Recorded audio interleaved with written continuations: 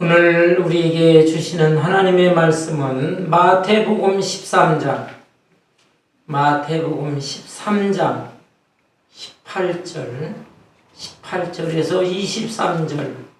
23절까지의 말씀입니다. 신약 성경 첫 번째 책이죠. 마태복음 13장 18절에서 23절까지 제가 한 절, 여러분 한 절 교독하겠습니다. 그런즉 씨 뿌리는 비유를 들으라.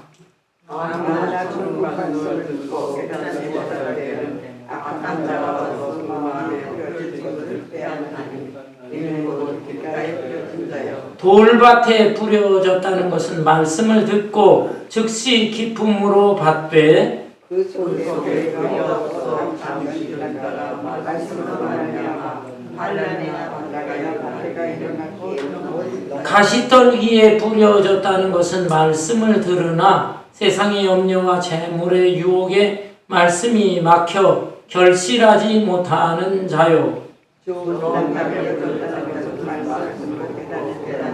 결실하여 어떤 것은 100배, 어떤 것은 60배, 어떤 것은 30배가 되느니라 하시더라. 아멘. 어느 날 예수님께서 바닷가에 있는 배에 올라타시고 해변에 모여 있는 사람들에게 말씀을 전하셨습니다. 배를 강단으로 삼으시고 또 해변에 있는 사람들, 그들은 청중이 되겠지요. 이렇게 말씀을 전하시게 되었습니다. 마태복음 5장, 6장, 7장을 가리켜서 우리는 산상보훈이라고 합니다. 예수님이 어느 산 위에 올라가셔서 거기에 모여있는 제자들과 많은 무리들을 향해서 주신 유명한 말씀이죠. 팔복의 말씀으로부터 시작된 산상보훈, 산 위에서 가르쳐 주신 보배로운 말씀이다 라는 뜻이에요. 그런데 오늘 이 본문 말씀 마태복음 13장의 말씀은 바닷가에서 말씀을 가르치셨어요.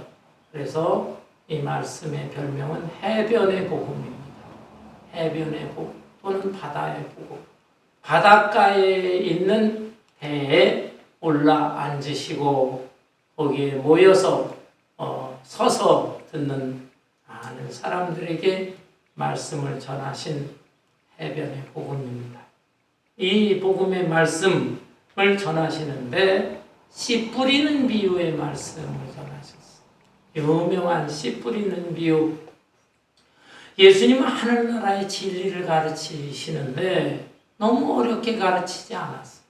무슨 철학적으로, 형이상학적으로 그렇게 전하시지 않고 평범한 소재, 일상 소재를 예로 들면서 그곳에 놀라운 하늘나라의 진리를 담아서 증거하셨습니다. 아마 지금 예수님이 이 말씀을 전하시는 이 상황도 보면 이 바닷가 건너편 쪽에 아마 몇몇 농부들이 씨를 뿌리면서 농사를 짓고 있었을 것 같아요. 그 모습을 예수님이 보시고 또 사람들도 그 모습을 보는 가운데 예수님이 그걸 소재로 해서 하늘나라의 진리를 가르치신 것입니다. 예수님의 말씀은 이렇습니다. 어떤 농부가 씨를 뿌리는데 얼마는 길가밭에 떨어지고 얼마는 돌짝밭에 떨어지고 얼마는 가시덤불에 떨어지고 얼마는 좋은 땅 옥토에 떨어졌다. 옥토에 떨어진 씨앗은 100배, 60배, 30배 열매를 맺었다. 이런 말씀이에요. 그런데 여기서 우리가 좀 이상스럽게 생각할 것이 있습니다. 우리 한국 사람들은 주로 농사를 지을 때 씨를 심는 방법을 많이 사용해요. 씨를 심어요. 그렇죠? 씨를 한 알, 두 알 땅에 꼭꼭 땅을 파고 심고 또 흙을 덮고 이런 방법을 취하는데 이스라엘에서는 농사법을 보면 또 특별히 보리나 밀 같은 그런 농사를 지을 때는 한 움큼씩 씨앗을 움켜쥐고 그것을 이렇게 휙휙 뿌리는 그런 방법을 취했다고 합니다. 또 어떤 경우에는 땅이 많이 큰 넓은 경우에는 부대자락에다가 씨를 가득 담아요. 그리고 한쪽 귀퉁이를 자릅니다. 그리고서 그 부대자락을 휙 돌리거나 더 넓은 땅에는 나귀를 타고 그 부대자락을 들고 그리고 이 나귀를 타고서 걸어가게 하면은 자연스럽게 부대자락 귀퉁이에서 이 씨가 쏟아지면서 씨를 심는 것입니다.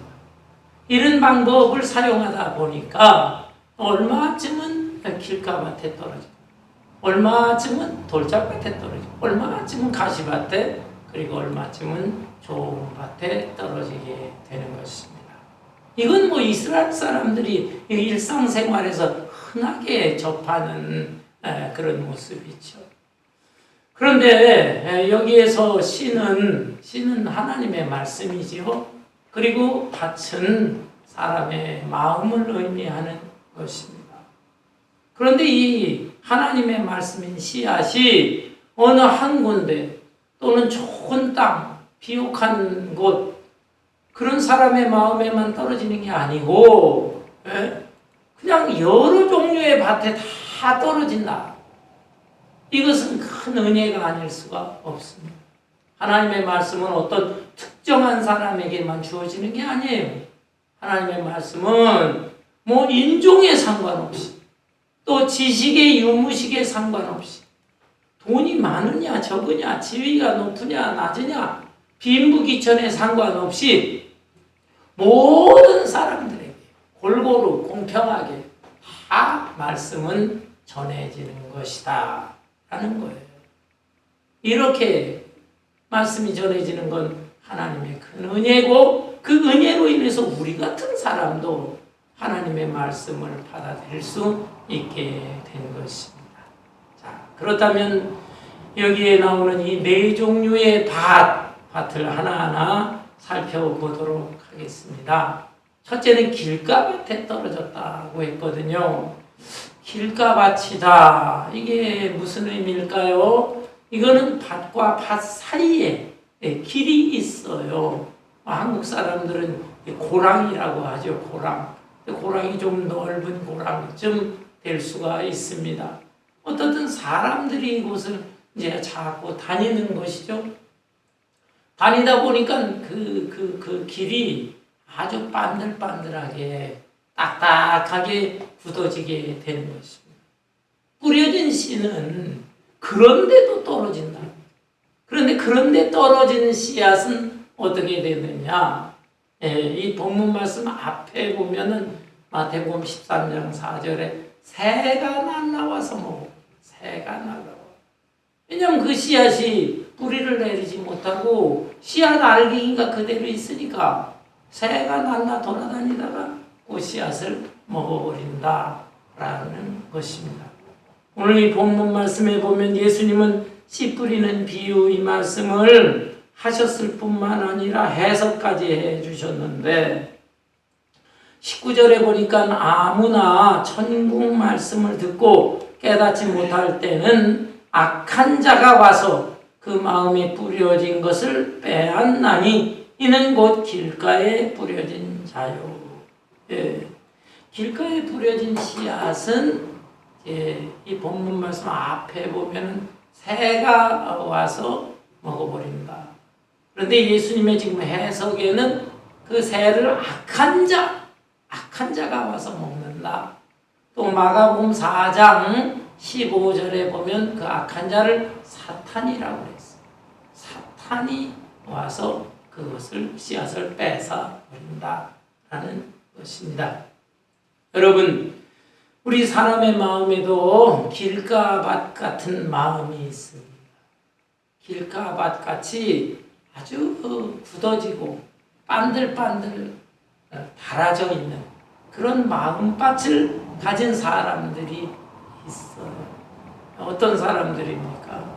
이런 사람들은 소위 자기의 그 경험, 자기가 경험한 것, 또 자기가 이미 이전에 받아들인 사상 또는 다른 종교 이런 것들로 이게 다 내 마음에 들어와 있는 것입니다.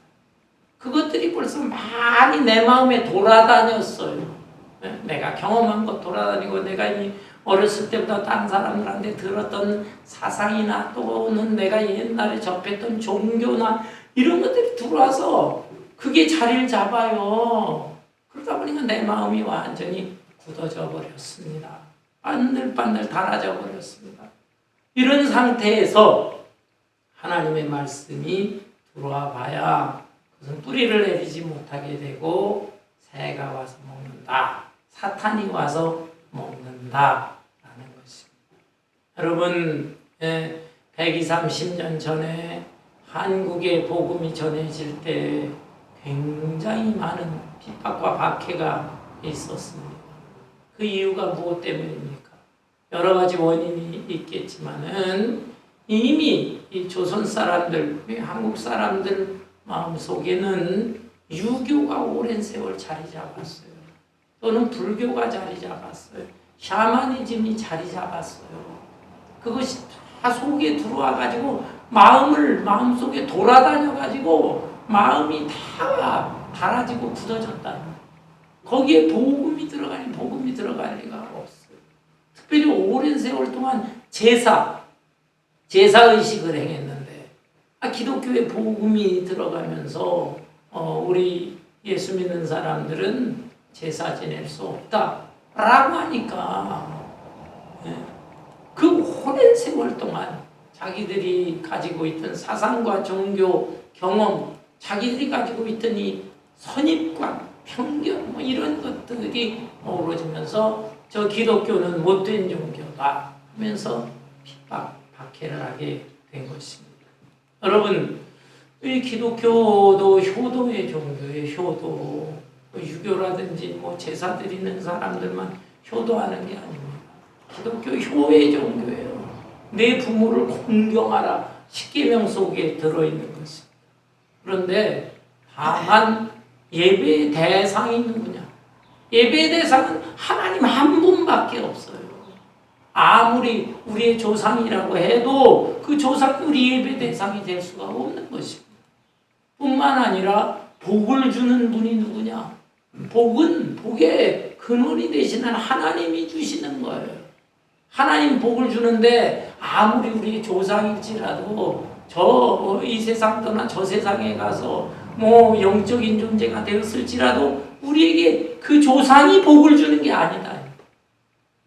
이런 의미에서 우리 크리스찬들은 조상들에게 제사 지내고 절을 하고 비나이다 그렇게 하지 않는다는 말이에요. 하나님 한 분만이다. 하나님 한 분만이 예배의 대상이고 만복의 근원이 되시는 분이다. 이런 견해를 가지고 있는데 이게 마찰을 빚으니까 이 사람들이 이제 기독교를 배격을 하고 어쩌다가 예수 믿는 사람들 엄청나게 핍박하고 박해하게 된 것입니다. 아울러서 오늘날은 어떻습니까? 오늘날의 한국이나 미국이나 세계의 많은 나라에 특별히 젊은이들은 과학을 또 중시합니다. 과학을 엄청나게 신봉해요. 최우선시해요. 그래서 학교에서 진화론을 배웠다고 합니다. 진화론에 대한 그 배운 게 그냥 마음속에 꽉 자리 잡고 있어요. 이런 상태에서 교회에서는 창조론을 가르치는 하나님께서 이 세상을 창조하셨다. 그러니까 이게 마찰을 빚는데 하나님의 말씀보다는 세상 학교에서 가르친 교육을 더 우선시, 더 중요시하는 것이죠. 그러면서 이 교회 와서 배운 말씀, 이게 뿌리를 내리지를 못하니까 그걸 사탄이 와서 낼름 집어먹고 만다. 그런데 여러분 진화론과 창조론의 경우를 살펴보면 우리 기독교인들도 어느 정도 진화는 믿어야 됩니다. 진화는 무조건 배격하면 안 돼요. 그런데 부분적인 진화론이에요. 한 종이 있고 한 종이 있고 그 종이 세월이 빠르게 지나게 되면은 조금씩 환경과 상황에 맞춰서 발전하게 되는 것입니다. 또 다른 종이 있을 때 다른 종도 또 환경과 이 상황에 따라 조금씩 발전하게 되는 거예요.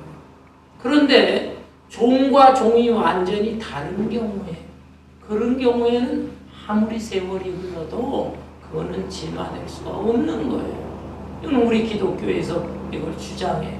왜냐하면 하나님께서 천지 만물을 창조하실 때 종류대로 창조하셨다라는 것입니다. 진화론자들하고 대화를 해보면 그들이 논리적인 것 같지만 엄청나게 비논리적인 부분이 있어요. 맨 처음에 이 세상에 아무것도 없는 상태에서 뭔가가 존재했다. 어떻게 존재하느냐?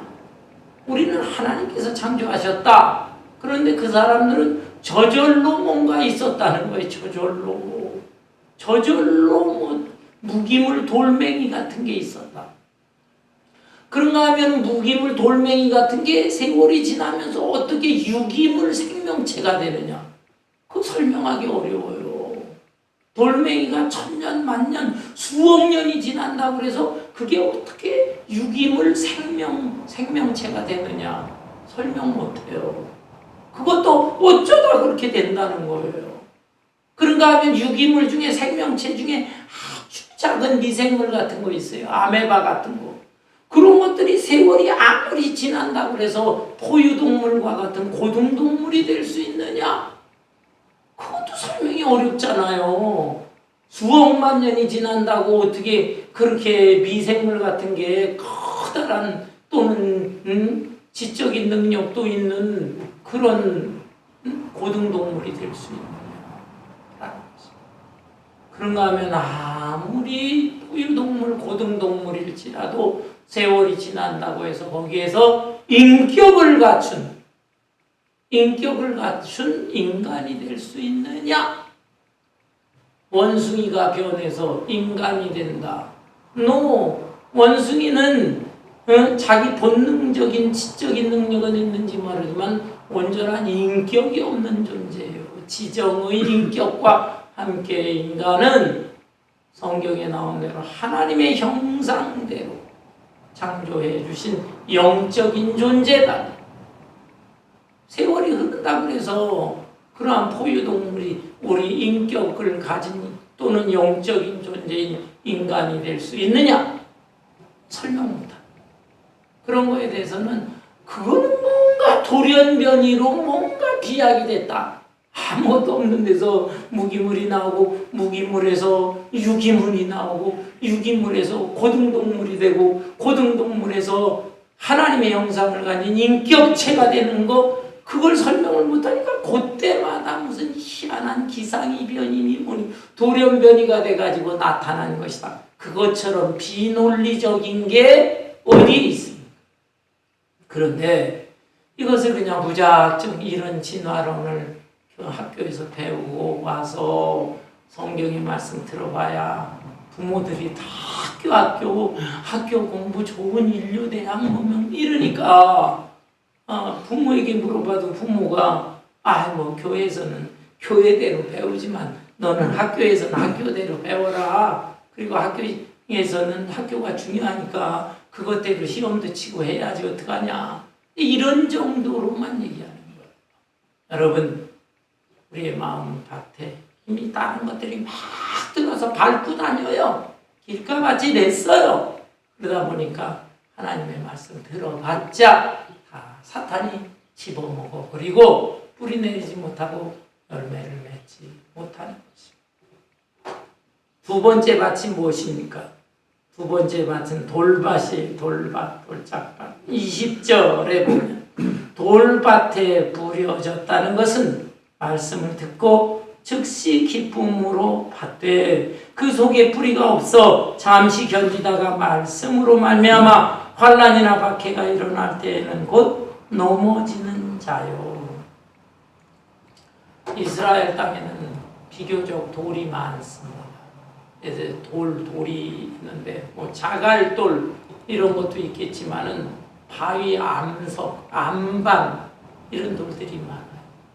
그런 암반으로 이루어진 곳에 흙이 살짝 덮일 수가 있죠. 네, 그것이 돌밭입니다. 여기에 씨가 떨어지게 되면 흙이 얇게 있으니까 어느 정도 있으니까 뿌리는 내려요. 내리지만 더 내려가려고 하니까 암반이 있잖아요. 그래서 내리지를 못하게 되는 것입니다. 이런 경우에 대해서 예수님이 해석을 하셨는데 이 돌밭에 떨어졌다는 건 뭐냐? 처음에 말씀을 받았을 때 씨앗이 뿌리를 어느 정도 내리듯이 기쁨으로 착 받는다. 우와, 이 말씀 너무나 올바른 말씀, 너무나 나한테 와닿는 말씀이야. 막 은혜가 되는 것입니다. 그런데 시간이 좀 흐르면서 자기 일상생활에 무슨 좋은 일이 일어나는 것 같지 않습니다. 아, 예수 믿고 하나님의 말씀을 받으면 당장 뭐 육신적으로도 좋은 일이 막 생겨야 되는데 그런 것 같지 않아요. 돈이 잘 벌리는 것도 아니라 이 말이에요. 사업이 번창해야 되는데 그러지 않고 어떤 데 더 어려워지는 때도 있네. 그런가 하면은 몸도 건강해지고 튼튼해지는데 웬걸 예수 믿는다고 해서 뭐 나아지는 게 아니고 오히려 이상한 병에 걸리는 경우도 있다 이 말이에요. 뭐 자녀에 대한 문제도 그렇고 여러 가지 일상사에 이럴 때 시험에 드는 것입니다. 하나님 말씀 듣기는 참 좋았는데 그리고 생활 속에 뭔가 좋은 일이 있어야 되는데 그렇지를 못하네요. 뿐만 아니라 다른 사람들로부터 손가락질을 받습니다. 야, 예수 믿는다고 너 뭐 주일날도 뭐하고 다른 날도 그렇고 시간 맞춰 교회 가면 그냥 가. 헌금해야지. 헌금도 해. 또 교회에서 뭐 봉사하라고 그러지. 이것저것 힘들게 봉사하고 그런다고 그래서 네가 뭐 네 생활 속에 잘된 게 뭐가 있냐. 예수 믿는다고 돈이 나오냐 떡이 나오냐 밥이 나오냐 이러면서 조롱하는 사람들도 있다 이 말입니다. 이렇게 될 때 이게 오늘날의 하나의 환난과 핍박이라고 할 수 있는데 그럴 때 시험에 들게 되는 것입니다. 이 시험을 이겨야 되는 거예요. 여러분 예수 믿는다고 하는 것은 진리의 말씀을 배우고 그 진리의 말씀에 순종하고 진리의 말씀에 따라서 살아가는 것입니다. 그러므로 인해서 예수 그리스도를 닮고 예수 그리스도의 사명을 감당하는 것 그것이 예수 믿는 목적이 돼야 돼요. 그런데 예수 믿는 걸 너무 육신적인 복만 기대를 합니다. 육신의 복. 물론 하나님께서 육신의 복도 덤으로 주시는 경우가 많지요. 그렇지만은 그 이전에 먼저 예수 믿는 그 근본 목적은 진리의 말씀. 이게 옳은 말씀. 생명의 말씀입니다. 생명의 말씀. 그래서 내가 지금까지 살아온 잘못된 가치관과 인생관, 이것을 이제 바꿔야 되겠구나. 그러면서 주님께서 가신 그 길을 조금이라도 흉내라도 내면서 따라가는 것입니다. 예수님 말씀하셨어요.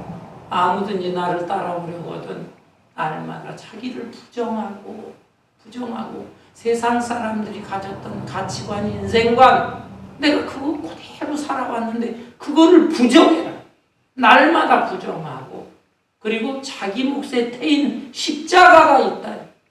우리는 예수님의 십자가는 못 져요. 어떤 복음성가에 보니까 예수님의 십자가를 나도 지고 복음성가 잘못된 거예요. 그 가사가 그런 가사가 있기 때문에 복음성가가 다 찬송가로 못 들어오는 것입니다. 예수님의 십자가는 예수님만이 지어요. 온 인류를 구원할 수 있는 그런 십자가. 그러나 우리에게도 우리 몫에 된 십자가를 주셨습니다.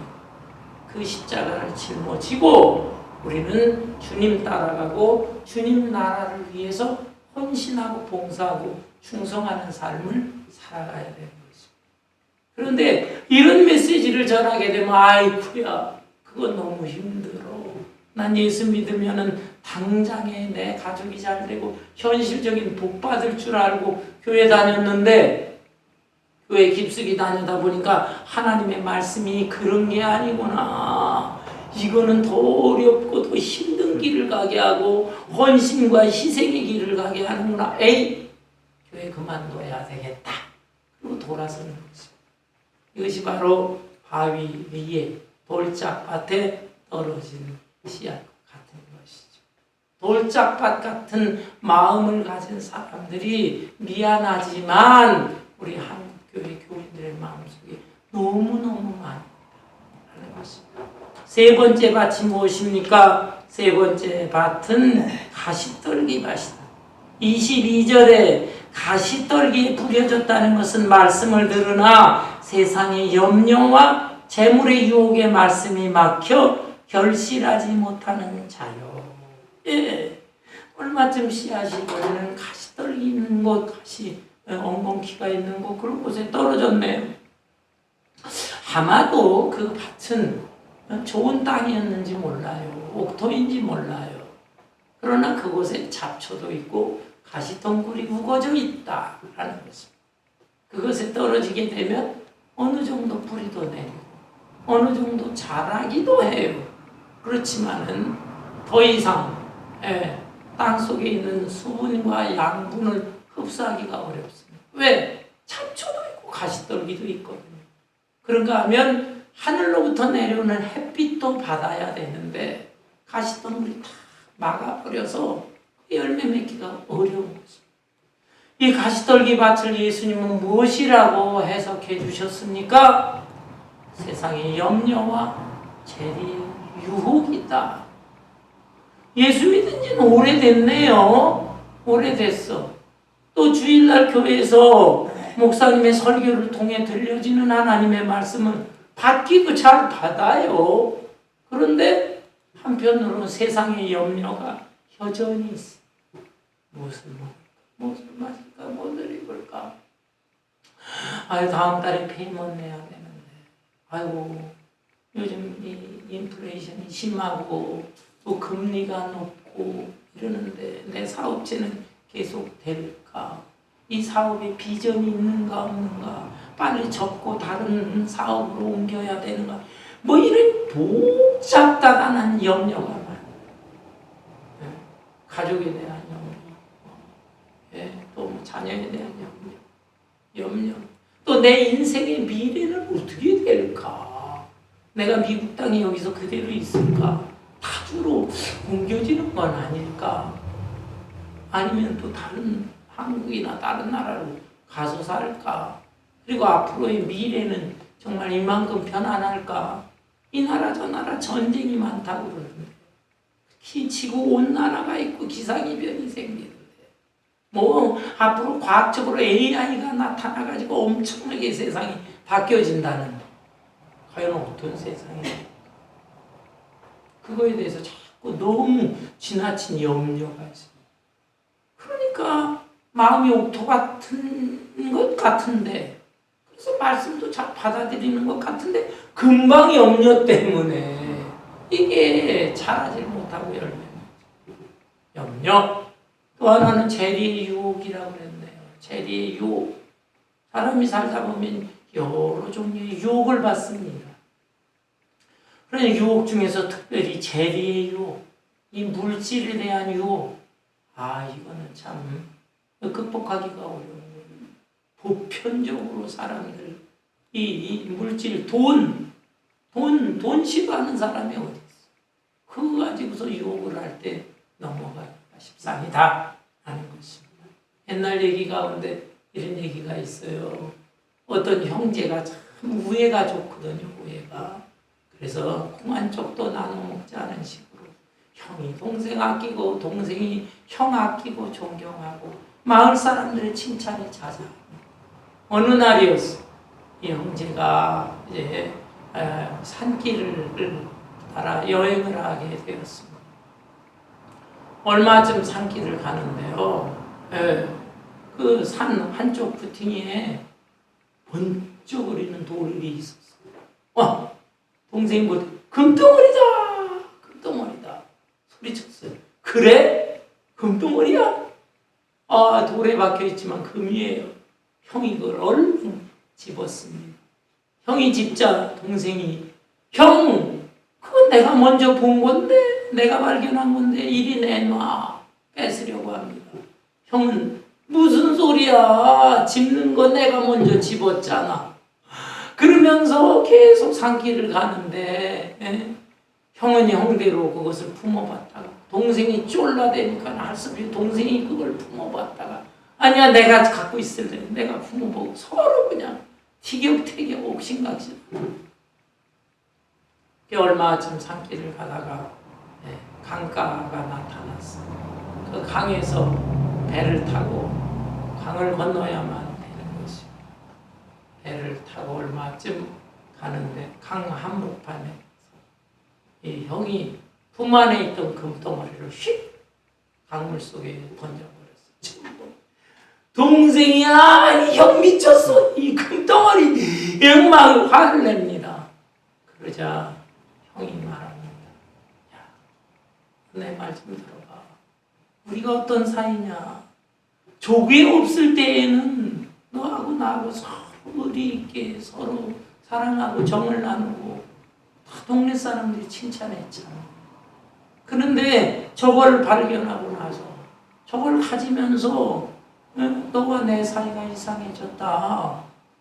저 금덩어리 네 품에 있으면 내가 불편하고 그리고 내가 또 그걸 품고 있으면 네가 섭섭해하고 저건 요물이야 요물.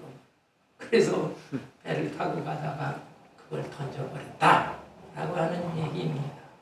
여러분 그렇습니다. 물질이라고 하는 게 그렇습니다. 오늘날의 이 물질이 더 자본주의 사회이기 때문에 엄청난 위력을 발휘하고 있습니다. 죄송한 얘기지만 교회 차가 좀 너무 오래되고 또 너무 낡고 그래서 더 이상 자꾸 고장이 나니까 움직이기가 어려웠어요. 그래서 2주 전에 여러분들 뜻을 좀 모으시고 카운슬에서 교회 차 하나 구해야 되겠다 했어요. 그래서 낡은 차 팔았더니 그 딱 1,000불 주더라고요. 1,000불 하고 저 페이먼 한 4년으로 해서 이렇게 구했습니다. 새 차를 몰고 지금 한 2주 이렇게 다녀봅니다.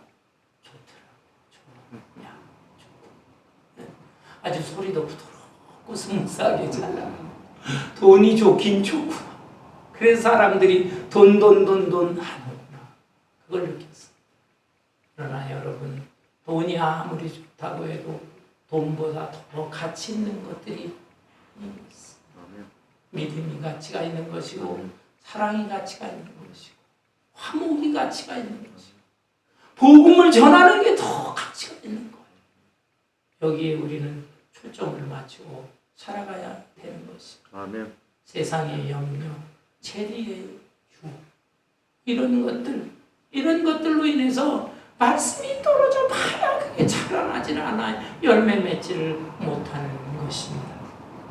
이제 마지막으로 4번째 밭이 무슨 밭입니까? 23절 좋은 땅에 부려졌다는 것은 말씀을 듣고 깨닫는 자니 결실하여 어떤 것은 100배, 어떤 것은 60배, 어떤 것은 30배가 되느니라 하시더라.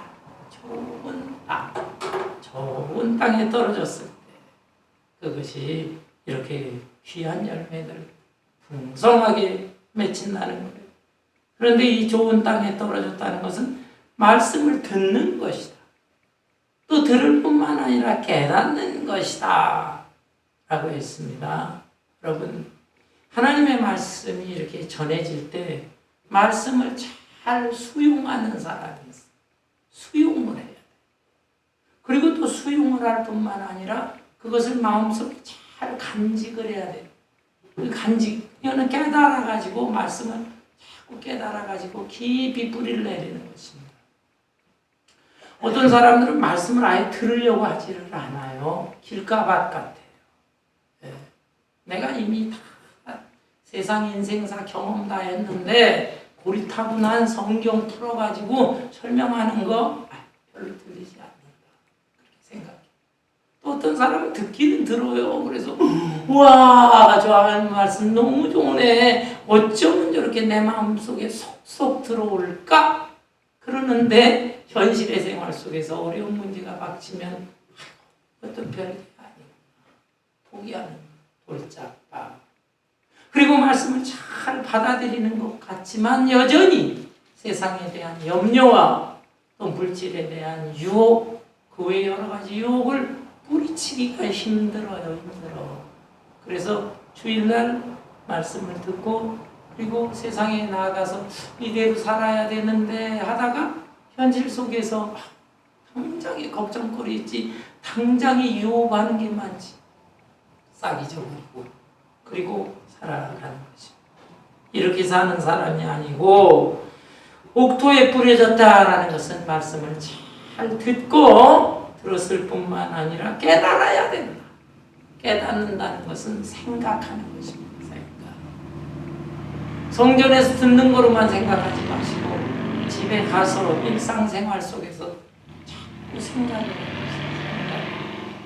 또 조용한 시간에 묵상을 해요. 묵상을 해요. 말씀을 생각하고 천국도 생각하고 지옥도 생각하고 내 인생도 생각을 하고 이 복잡한 세상에서 어떻게 살아야 하는 것이 말씀대로 사는 것인가, 지혜롭게 사는 것인가 생각을 해요. 그런데 생각만 한다고 해서 깨달아지는 건 아니에요. 행동을 해야 돼. 순종하고 행동을 하고. 우리 기독교의 복음이라는 것은요, 순종하고 행동할 때 깨달아져요. 사랑하라라는 말씀, 머리로 알고 듣고, 그 다음에 마음속으로 사랑해야지. 그렇다고 그래서 그 사랑의 능력이 나타나는 게 아니에요. 사랑을 작은 사랑이라도 실천해보고 또 행동해보고 하면은 사랑이라는 게 이렇게 좋은 거구나. 용서라는 게 실제로 해봐야 돼. 그래 용서가 이렇게 좋은 거구나. 전도하라, 봉사하라. 이거 실제로 해봐야 마음속에 큰 기쁨과 보람이 있고요. 내 믿음이 점점 성장하고 성숙하는 것이. 기독교의 신앙이라는 것은 이렇게 말씀을 듣고 깨달아야 되는데 깨닫는다는 것은 생각도 하고 그러나 생각으로 그치는 것이 아니라 그 말씀을 실천해 봐야 됩니다. 작은 실천을 통해서도 이렇게 깨달음이 점점 더 크게 확실하게 와닿게 되는 것입니다. 그러면서 거기에 올라온 열매가 맺혀진다.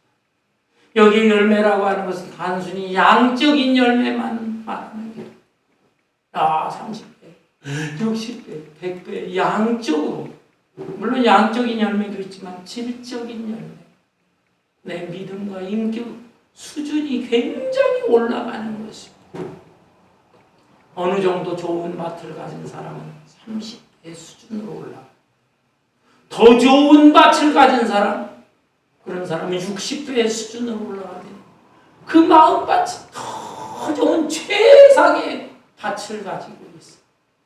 좋은 밭을 가지고 있어요. 그러면은 그 사람이 100배의 거의 예수님을 닮아가는 그 높은 차원으로 올라가요. 거의 성자의 수준으로 올라가요.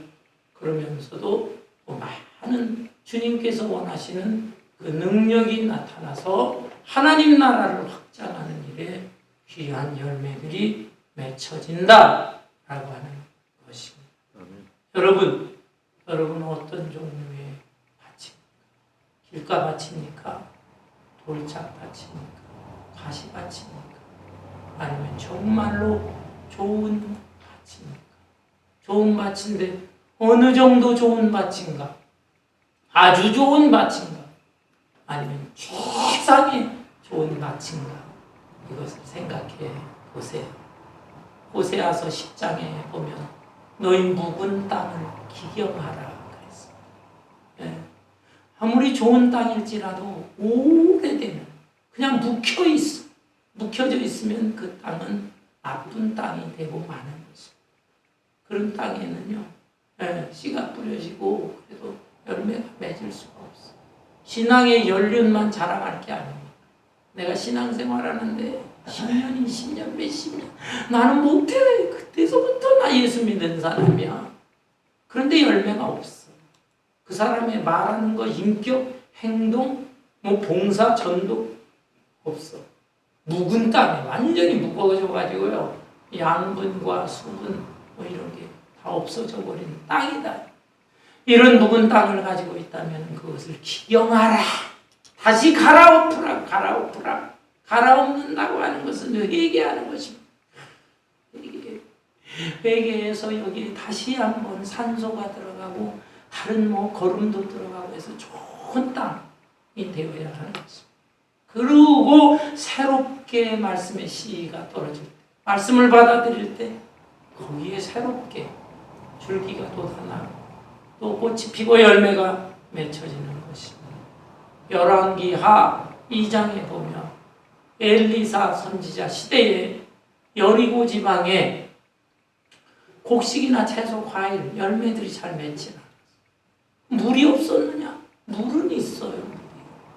물은 흐르고 다 흐르는데 이상하게 농작물이 잘 되지를 않아요.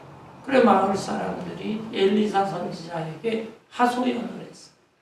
그러자 엘리사 선지자가 새 그릇에다가 소금을 담아가지고 그 소금물을 물의 근원, 물이 시작되는 곳에 그 새 소금물을 쭉 뿌렸어. 그랬더니 이 물 근원이 고쳐지면서 좋은 물이 흐르면서 그 땅 전체가 좋은 땅이 된 거예요. 더러운 물, 썩은 물이 흘러 들어가면서 그 땅이 토질이 안 좋아가지고 열매를 맺지 못해. 물의 근원을 바꾸면서 그냥 새물 좋은 물이 들어가고 좋은 땅이 되고 그래서 좋은 열매가 맺혀져요. 여러분, 내 마음의 토질은 어떤 토질입니까? 혹시나 이렇게 참 오래됐다는 것, 그리고 또 토질이 그냥 병이 들었어. 병이 더러운 물이 막 들어와가지고 그렇게 됐을 때 열매를 맺지 못하는데 새봄을 맞이했습니다. 봄철, 씨 뿌리는 계절이에요. 씨 뿌리는 계절. 근데 씨를 어디에 뿌릴 것인가? 다른 사람한테 뿌릴 생각 그거 하기 전에 먼저 내 마음밭에 뿌려야 돼요. 주여, 주의 말씀의 씨를 내가 다시 한번 받고 싶습니다. 그런데 내 마음밭이 새로운 좋은 밭이 되게 하여 주옵소서.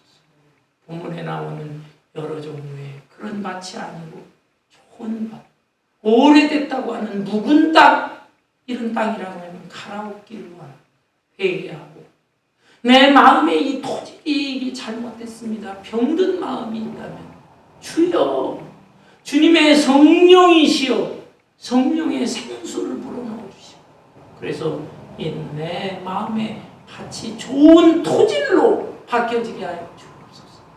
그렇게 함으로 인해서 여러분에게 떨어진 씨앗이 정말 아름다운 열매가 잘 맺혀지기를 바랍니다. 제 얘기를 조금 한마디 더 하죠. 제가 이제 오랫동안 벌써 20년 훌쩍 넘었는데요. 우리 교회에서 말씀을 전하다 보니까 우리 성도들도 듣지만 어쩌다 외부에서 오신 분들도 있잖아요. 그런 분들이 말씀을 듣고 갑니다. 그런데 어떤 분은 한국에서 여기 자녀 방문했다고 해서 한 3개월 정도 있다가 떠나는 그런 분들도 있어요. 갈 때 인사합니다. 한국에서 신앙생활을 했지만 목사님 교회에 와서 짧은 기간이지만 은혜를 받고 갑니다. 너무 감사합니다. 저도 고맙습니다. 인사치레죠. 인사치레로 그렇게 할 수 있죠. 그러나 실제적으로도 고맙게 느끼는 그런 분도 있는 것 같아요. 언젠가는 제가 장례식을 진례하고 내려왔습니다. 그런데 그 장례 조객 중에 한 사람이 급하게 뛰어오더니 목사님 반갑습니다. 그래요. 누구신지요? 목사님은 저 기억 못할 겁니다. 예. 글쎄요. 어디서 뵀을까요? 십몇 년 전에요. 목사님이 우리 교회 한번 오신 적이 있어요. 예? 그랬나요? 오래되니까 저도 기억이 잘 안 나는데. 저희 교회에 오셔서 설교를 해주셨어요. 그렇습니까? 설교 제목이 이 제목이에요. 설교 제목까지 딱 십몇 년이 됐는데 딱 한 번, 1시간 가서 설교를 했는데 그걸 기억을 하고요. 그러다 우연히 장례식, 아는 분 장례식 갔다가 저 설교하는 거, 인도하는 거 보고 와서 쫓아와서 인도를 하는데 정말로 고맙더라. 야, 그걸 기억을 하고 있어. 죄송한 얘기지만 저도 잘 기억이 안 나는데 그 말씀의 제목은. 그런데 어떤 분은요, 죄송한 얘기지만 우리 교회 좀 있다가 이렇게 갔는데 자꾸 뒤에 들리는 얘기가 뭐 이러고 저러고 불평불만이 많아. 그리고 언젠가는 대놓고 저하고 이제 농담 비슷한 사이도 하게 될 그 지경이 됐는데 목사님 설교라고 하십니까? 그래. 네. 아니 내가 강단에 올라가면 목사님 설교보다 훨씬 잘할 수 있어. 아니 설교 좀 재미있게 좀 하고 눈물도 찔끔거리게 좀 하고 이렇게 설교를 해야지. 목사님은 뭐 말씀을 풀어서 전한다고 그러는데 별로 재미가 없어. 나 한번 시켜봐. 내가 얼마나 설교 잘하는데 내 아버지가 그거 이상은. 그래요. 그래서 아이고 그래요. 제가 부족한 건 많죠. 앞으로 노력해야 되겠죠. 글쎄요. 근데 그분 살아가는 모습을 보면 별로인 것 같아요. 별로. 예. 그렇게 평판도 뭐 좋은 평판도 없는 것 같고. 교회도 이 교회 저 교회 다 옮겨다. 여러분 어쩜 똑같은 말씀이 전해질지라도 또 어느 분들은 그렇게 말씀은 은혜로 감사하면서 받아들입니다. 어떤 사람은 그렇게 그냥 거부하고 피아냥대고 조롱하고. 아니 설령 그렇다고 해서 인격적으로 저한테 대놓고 목사님 그거 설교라고 하십니까? 그런 말을 할 수 있냐? 이런 사람도 있구나 라고 하는 것입니다. 사랑하는 성도 여러분, 여러분 마음이 이 좋은 계절인데 좋은 옥토의 마음을 가져서 하나님의 이 생명의 씨앗이 떨어질 때에 여러분 개인의 인생이나 가정이나 여러분 주변 삶의 반경 속에서 아름답고 귀한 성숙한 인격적인 열매 또한 성령의 열매 뿐만 아니라 양적으로도 많은 전도의 열매를 맺을 수 있기를 주님의 이름으로 축원합니다. 아멘. 찬송